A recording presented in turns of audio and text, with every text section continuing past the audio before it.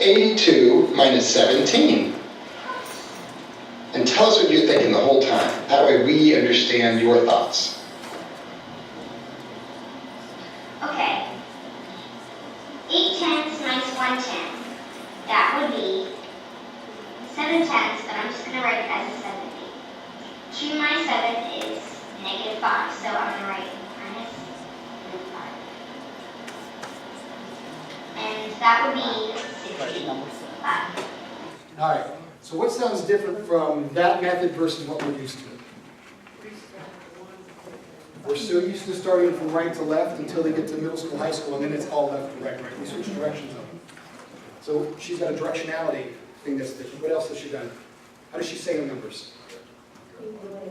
She's never called it 82. I called it 82. She says, oh, 8 tens and 2 ones. So she even writes it. She does not have to do expanded. She's speaking as if it's expanded notation, which that's the math and language piece that was so strong. And then comes that subtraction stuff that we've worked in. Well, I want to make sure she knows we're videoing this. By the way, Massachusetts asked for the video of it. A couple years ago, Massachusetts was doing a switch turnaround of their, before Common Core, of their standards. And so, Massachusetts is not good with Common Core. If you know Massachusetts outdoes the entire nation by a great deal, by significant statistics in math. So they didn't go standard, they didn't go Common Core. In this regard, they said, we want to see this, though, because they were examining the potential of this as a second grade skill. I want you to hear, though, how she defends her teacher, which is the power that we have on our students. So, we got to back up to make sure I'm holding the board right. Yeah, that sounds good. That sounds good. And that would be 65. Nice job, Laura. The answer is 65. Great work. Great And work. in other ways, you would just cross this out, put it as a 7, this, put it as a 12. 1 minus 7 is 5, minus 1 is 6. Why did you do that? Because that's what my teacher taught me. And what we learned is she just got marked wrong in school for doing it the negative way. Because the teacher asked her, well, how did you do that, Laura? She goes, well, 8 tenths minus 1 tenth, that would be 7 tenths. I'll write it as 7. Here she's used to doing this. 8 tenths minus 1 tenth, that's 7 tenths. I'm just going to write it as a 70. You understand what she's there? She's bilingual. She's learned how to speak math based on place value, and then how to interpret and translate it for those of us who have no clue what she's talking about. She's used to having to explain it both ways. And then we got the next one, and then her negatives come out. The teacher marked her wrong because she said, those aren't the steps that we use. So we made a video in Massachusetts pushing this. So when we made the video at her house, our point was to make sure that the teacher understood this child goes 2 different ways. Now, we were talking real briefly. I want to make sure eventually we get to the point of what does it mean to know one way versus multiple ways. Because knowing it multiple ways is not a benefit to it. And I'm not going to go too far into it. I'll explain what's called a solo rubric later.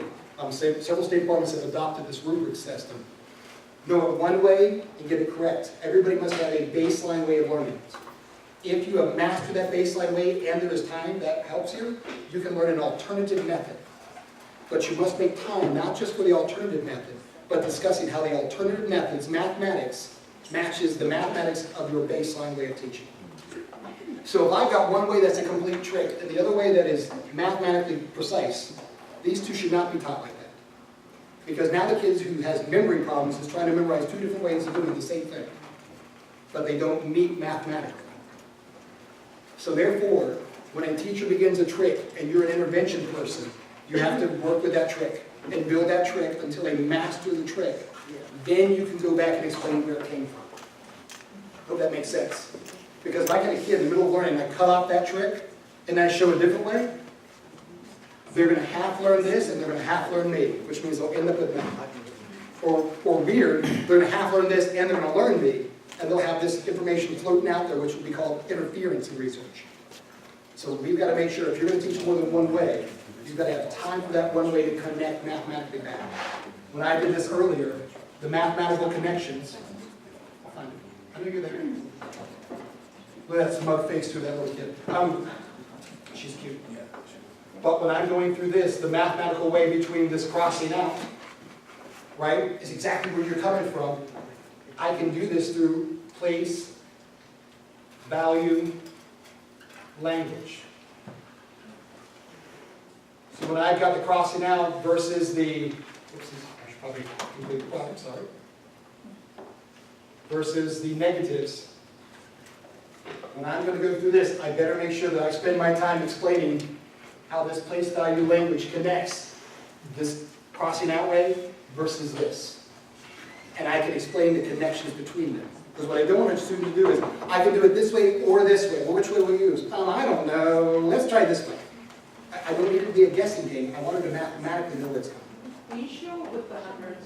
Or without the tens in the bottom, like 82 minus 7. Sure. Let's do 123 minus 45. Make sense? Oh yeah, that would be me and Doc in this play. All right, so what's 100 minus no hundreds? 100. What's 2 tens minus 4 tens? Negative 2 tens. What's 3 minus 5?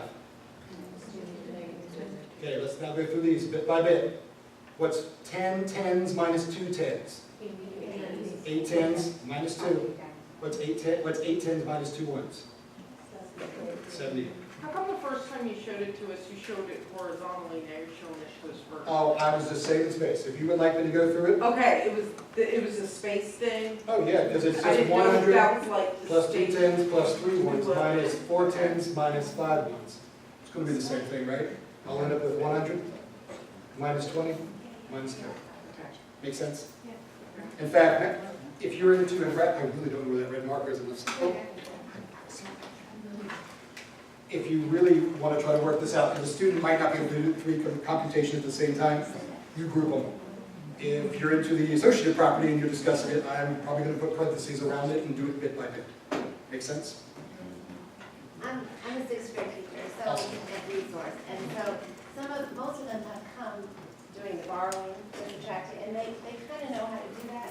But can I say we're gonna come over here and take a 10 and put it and bring our 10 over here, so this is now 2 plus a 10 is 12, so you can kind of integrate that. And that is that, like, I'm going to dive into a future lesson a bit, and so I'll just give a little bit of the precursor to it. You're trying to make a connection from where they're coming from to where they're going, but you know they might not have finished this conversation first. They might not have mastered that subtraction with the grouping.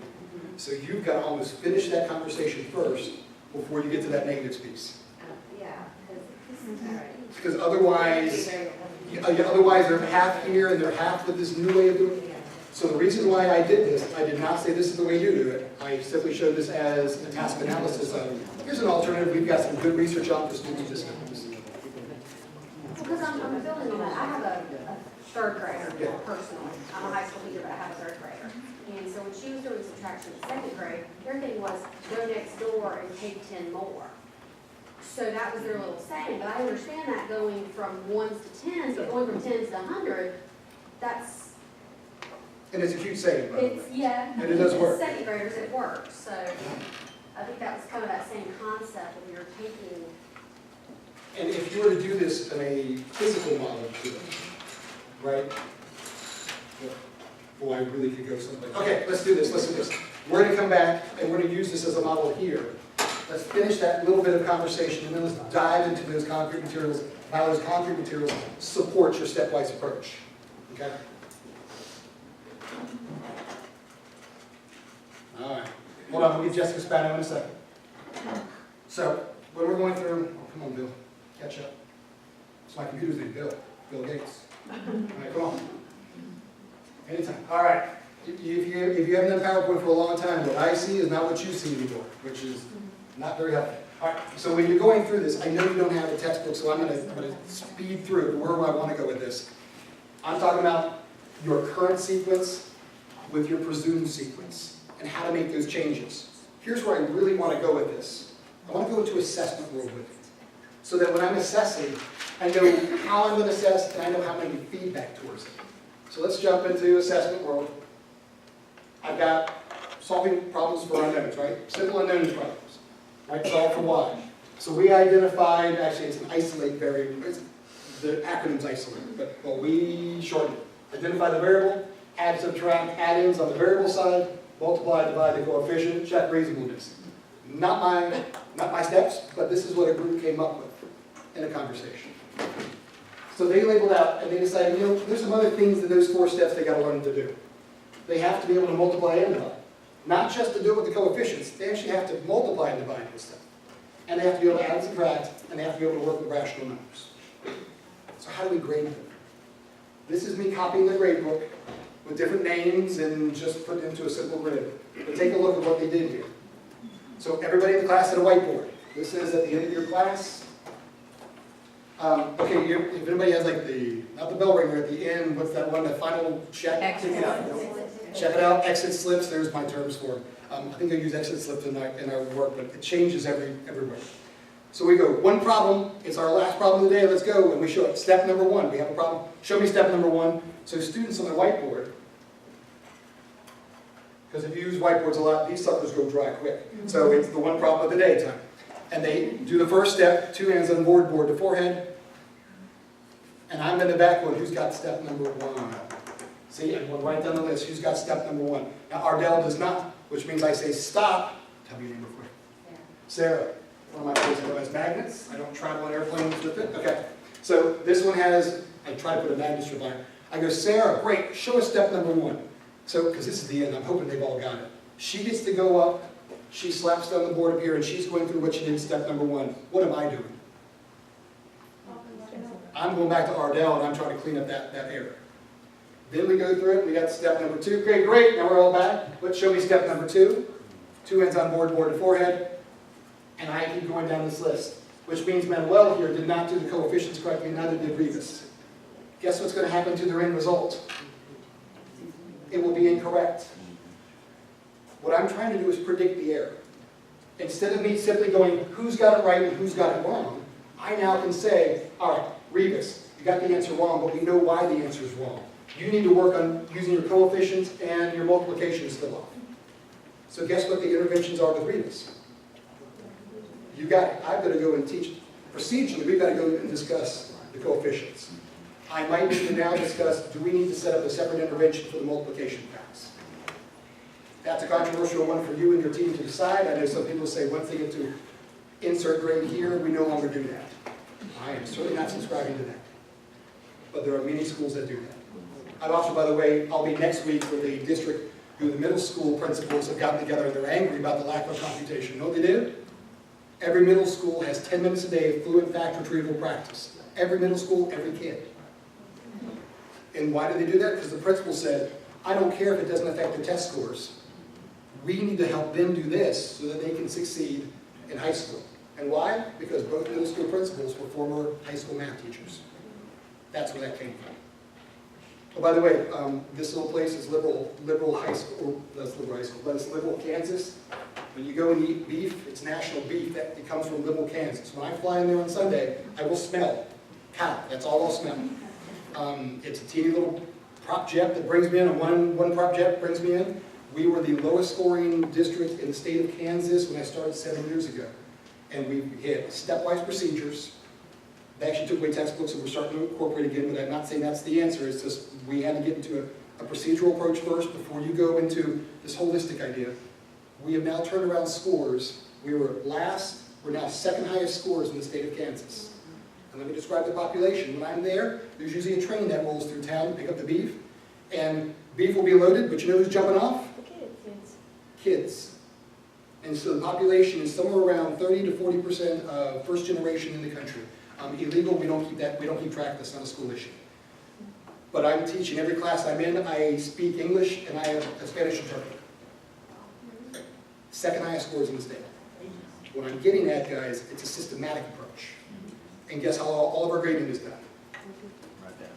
So that when I go through and I say Manuel's not achieving, I don't know who else, but you're going to play Manuel, so I go, Manuel's not achieving, I saw them in class, can I see the sheets? And they've got a grid, they open up an Excel spreadsheet list of the key components. They have, their anchor standards, Kansas is a little different. So they pop up their anchor standards and I go through the anchor standards of where they frustrated each time. And Manuel, if he's missing a single step, we try to see if there's a pattern into where his errors are. Which means we then are applying a tier 2 intervention directly on that pattern. I don't need more data, we've got the data. That's the error pattern. Make sense? It's a systematic thing of doing it. And by the way, I love special ed. Please know that this is a special ed initiated discussion with them. because the district was described as one so low achieving, they'll never turn it around. By the way, we didn't do it in 7 years, we did it in 3 years. So, Sorry. that's all right, you gotta phone a friend every now and then. All right. We just don't remember? Okay, anyway, it's me. All right, so here's what I want you to do, and I want you to think about, because I want to jump into these concretes in the back. The reason why I asked you to do that stepwise approach, if you come up with stepwise approach, this is your grading criteria. So if I've got 5 steps to solving that problem, guess what that ends up doing? I have this student, and I fill out, can they do the 5 steps, and is the answer correct there? That'd be 4 steps, sorry. But then is the answer correct? Long division, guys, long division has 8 different steps, unless you do it a certain way, and I'll mess with that at a later time, right? Because it's just a division, simple division property based on place value. Not the drop and pull down with lots of lines, there's another way to do that. I was doing that on Monday with my kid in decimals. There's another way to do that. By the way, I did not show it that way, because we're in the middle of the decimal drop down, right? If the decimal goes here, this drops down. Why is that? And then, of course, we're at TTM. Why does that not work? Let's practice this. You show me we can do this, then maybe we'll spend time in an alternative method. All right, here we go. Another one, linear equations. A team came up with the answers here, and here's the answer, which means if I get whole numbers wrong, my answer will be wrong. But here's how you grade this. When we're holding this up, if you don't have time to go back and correct, and he goes, I got this, and you go, okay, what's the answer? And I'll let Susan come up and show the answer. Then I get to go through and say, okay, change that, now let's keep going. But I mark him wrong in my book. Even if I corrected it, it was still wrong. But now he's correct in the next steps working through. Until each error that I catch, I keep tracking where the errors are. And by the way, even if his answer is correct because I caught him up at the end, he actually would have gotten the answer wrong, so I mark his answer would have been wrong. This allows me to go back through and have precise error pattern analyses. So far makes sense? Okay, how often should you do an assessment like that? Don't say daily. We can start throwing things more at me. Once a week? Yeah, maybe weekly, maybe per unit, maybe those big ideas. Don't try to do this daily. Now, I work with a lot of schools where these whiteboards are a daily event. But that's just for engagement. There are other ways to get engagement. There's station teaching as well. So, let's jump to the good stuff here. So if we were to task analyze, right, we would go through this and we would set up the differentiation. So I'm going to sprint through differentiation. I know, isn't that awesome? I don't know if you can see it. You never know animation. Look, his glasses are shivering. That's awesome. Is that Full Sail University that does all that stuff? That's awesome. All right, here's what differentiation is. Multiple levels. If you break down how to approach this, right? This is not my method, right? This is Ms. Kim. I don't think you know what her name is. But Mrs. Kim's class broke it down, and these are her steps. These are her 5 steps to solving, right, multi-digit subtraction. Which means, if those are her 5 steps, we sit it down, and I said, tell me about your class. So she started giving me her students in her class who struggle. She says, I've got 2 students who are not strategic, they don't know place value. One student doesn't know how to regroup and subtracts the negatives incorrectly. One student can't do single-digit subtraction, one is inaccurate, one's inconsistent. And then down here, vertical alignment, 2 students misalign everything in my class. So the question was, what are we going to do about it? So we set up, we're taking that same grid pattern, and I set up an accommodation for them, right? Modification if the special ed, and I don't think we're going to meet standard. So I say, great, scaffolding place value. I'm going to have an introduction to place value, particularly for these 2. Then she's going to do a verbal cue of the negatives for that one student. We're going to monitor one, the one who's inconsistent with subtraction, and I'm actually going to hand a calculator to the other. Time out, we'll explain that actually can be a modification, particularly in this lesson. That's why I labeled it red. And this one, vertical alignment, I'm going to use expanded notation and graph paper. Make sense? But this is where her accommodations change her grading. Before she even grades, her Excel spreadsheet shows this. Don't worry, this took years for us to get to. We just had to label out first a couple of years. Now we're getting to it. If you're going to do this and differentiate, this is how differentiation looks in an assessment. Place value prep, we made it green because that doesn't affect how they're approaching it. I'm just trying to set up a little curriculum piece to remind them of things. Graph paper. This accommodation means that I have to have a physical thing to help cue their memory. And look over here. We labeled it red if it's dependent on me or something else. So handing me a kid a calculator for a calculation skill, that is a modification. To do that means I cannot give this child credit for accurate subtraction. Just like if I'm cueing this, we call him Will here. Yeah, these look like fake news, here we go. If I'm cueing Will here, it's because I know he can't regroup. I can't give him credit for something I cue him on. That means he's not independent, which means that's how the grading looks.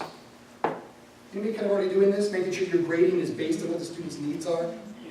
I love it, and what this does But is, I don't have it in spreadsheets. It's Well- more like lines and color coding and things on their sheets. Absolutely. And like when a kid first starts with me, they're like, what are you doing?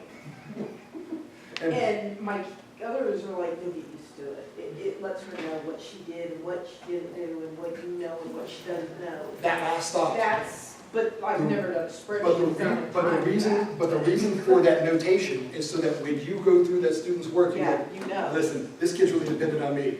yes. If you have a child who's getting a really good GPA, but they are littered with your accommodations, you just have to know those grades don't always add up to the child who is succeeding, which is why we went into a different grade level system at the other districts I'm working with. So in this case, when I'm looking through, I might check them off and go, great, she got it, and I'll do a check right over a green. But in the background, I know I set up something in my curriculum for that.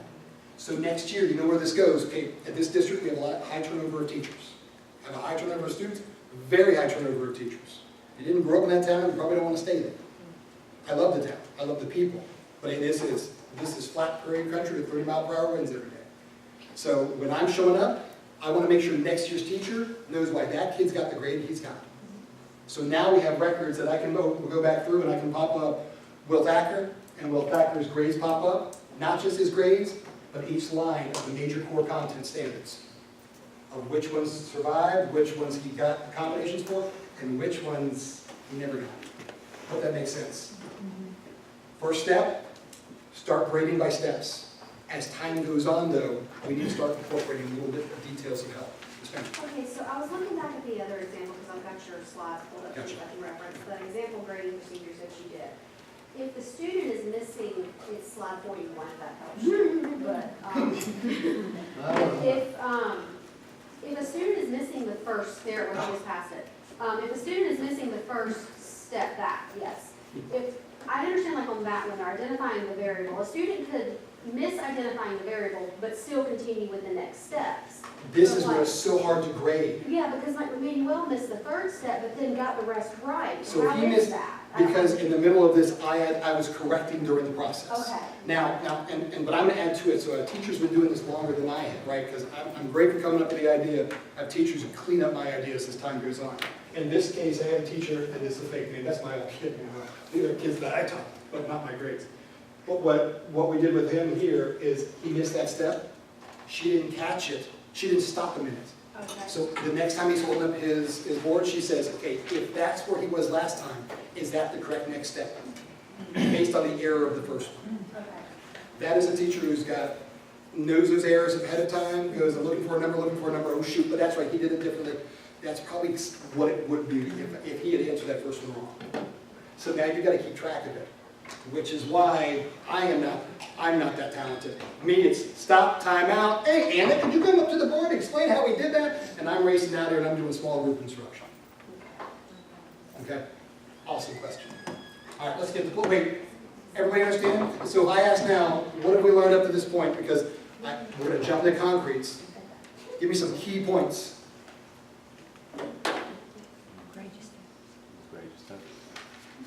Task analysis, grade steps. Great steps, task analysis. What did we start out with? What's the very first thing we said students struggle with?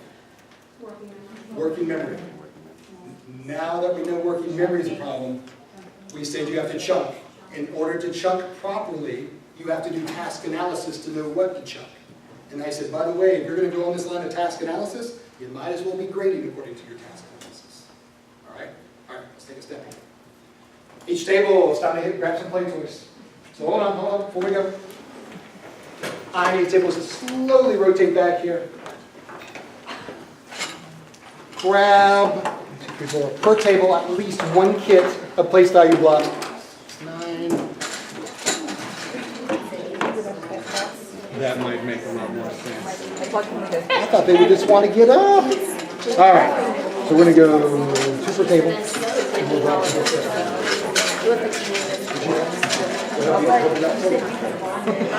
grab a handful of these and distribute. I looked at it and then clicked the link, but I might just, I'm gonna email her and say. Three or four of those. Alright, I love it. One string. Oh my gosh, you're awesome. Prepare, it's usually like 6. We don't use much. Prepare? Okay. And these to scratch. You got it? Last part, box steps. It's 20, but we don't need that for place. Per group, just drop it down to the level. Just drop them down to 2. For whatever, for every total. Sticks. You got it? Oh, no, you got those sticks there.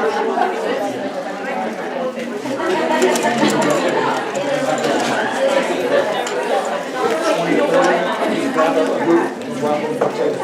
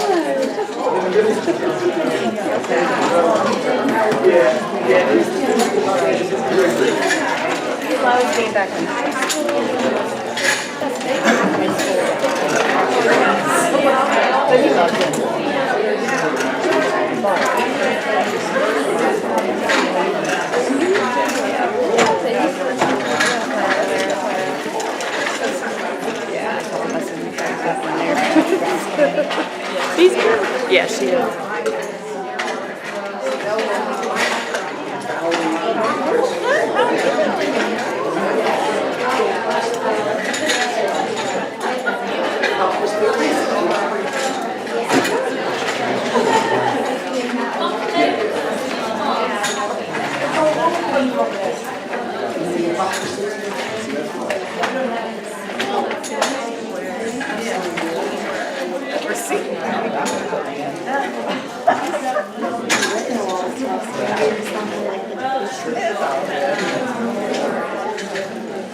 All right, is anybody missing popsicle sticks? All right, base 10 blocks.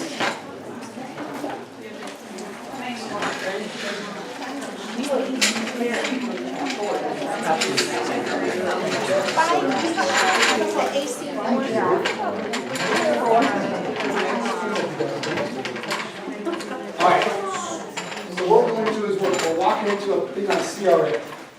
So again, as the pattern goes, students struggle with attention span, which is a whole other world. They did those learning plans, but this is short.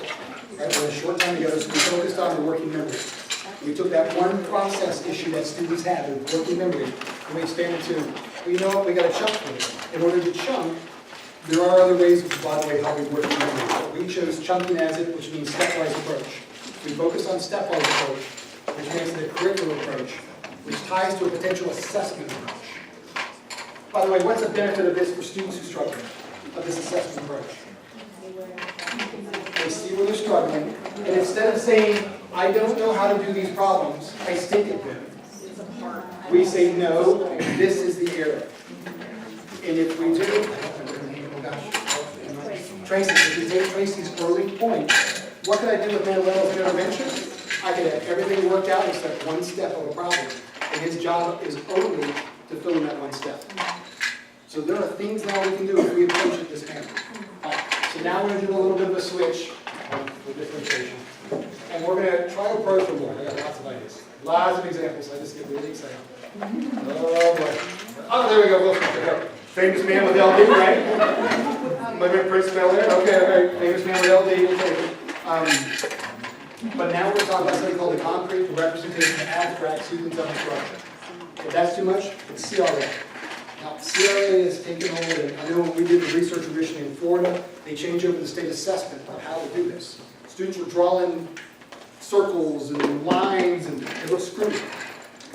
The purpose of concrete material is not to dumb down math. The purpose of concrete is to explain math. It's used to help scaffold the students' understanding of what to do in life. So, again, when we do this, yeah, it's an instructional piece, but you're also messing with curriculum. Because when you do this, it's going to take more time. And someone's going to say, we don't have time for that. Well, then I would suggest you do a retention study on your students. Now, this is the way we got this in one state department. We did it in Vermont. We took a group of students and we let them go through CRA and spend their time. We then let another group go through just repeated abstract instruction. The exact same amount of time of instruction. And then we met them 3 months later and we gave them a delayed post-test. Guess what? It wasn't even close. By the way, at the end of the lessons, they were both pretty similar in scores in the post-test. It was the 3 months later that it was no comparison. Because abstract stuff did not sink in. The concrete did. So here's what we're going to do. By the way, this is all replicated. If you ever want to do research on it, the IES practice guide, the U.S. Department of Ed is pushing this. If you think, well, why would they push it? Because the United States Department of Education, IES, the Institute of Educational Sciences, spends $10 to $20 million of research grants every year. There's a problem with this, though. They're not allowed to advertise, which means all the findings, you don't see it unless you search out the findings. So they put together a little piece of IES practice guides to summarize the findings of research. So the one I got to do was on interventions for students who struggle, for mathematics. So you can actually find videos of this stuff. So when we're looking to that, we can go through videos and you can watch it, you watch interviews of it. The research is clear. By the way, if you do cognitive strategies, that is learning acronyms for things and applying the acronyms, high effect size in research. The next highest effect size in research, I'll explain some of these down here, CRA. Same-sex, by the way, instruction, we actually found negative effect sizes in many of the studies, particularly for middle school and high school. For technology, you know why the effect size is so strong? We actually never did initial learning with technology. There's always practice problems. So the answer to technology was, oh, by the way, kids need to practice. Really? How many years of research did that take? Yes, ma'am. Don't you think there's an interest factor in there though? Because kids are glued to the screen. I mean, it's constant. It's some kind of, like, I did math review games with my kids online today, and they're on the autism spectrum, so they will really, like, you know. But it's typically on a practice level, and that's what I'm getting at. It's another form of doing practice. Okay. If you can have an interest level practice, you've got it. But practice in and of itself is powerful. So that's where this meta-analysis done that we did. We blamed the researchers, right? But this meta-analysis, we did not analyze practice, technology versus non. We are simply looking at research studies done with middle school, high school students. All right. And so we've got lots of these. And again,